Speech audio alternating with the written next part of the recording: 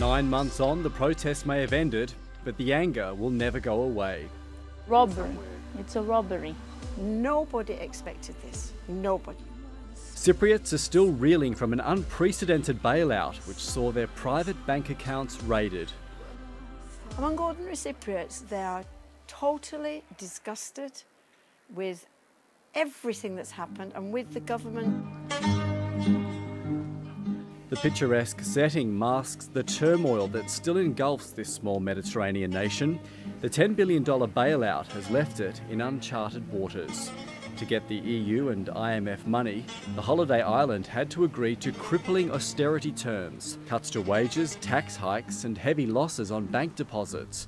Billions were lost, life savings disappeared, and it wasn't just the rich who went under.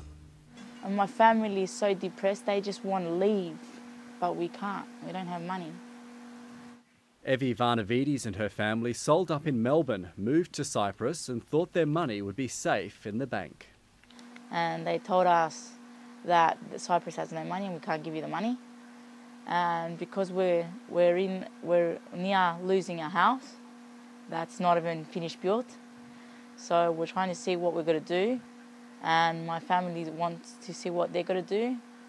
And we all want to go back to Australia, and I want to take my fiancé with me too, you know. They made the mistake of putting everything in the now defunct Laiki Bank while they finalised their living arrangements.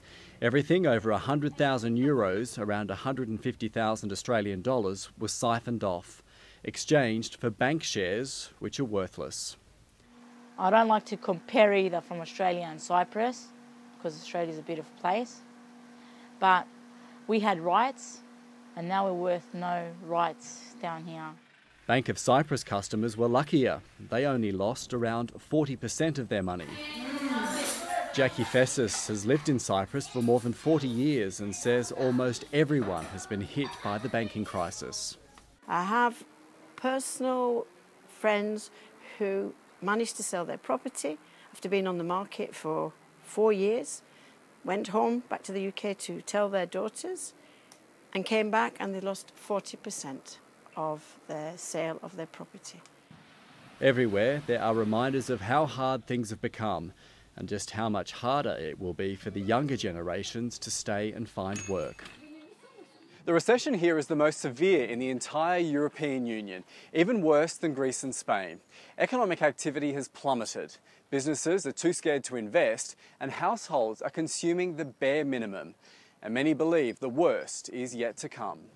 Disposable income is falling and unemployment has risen to just over 17%.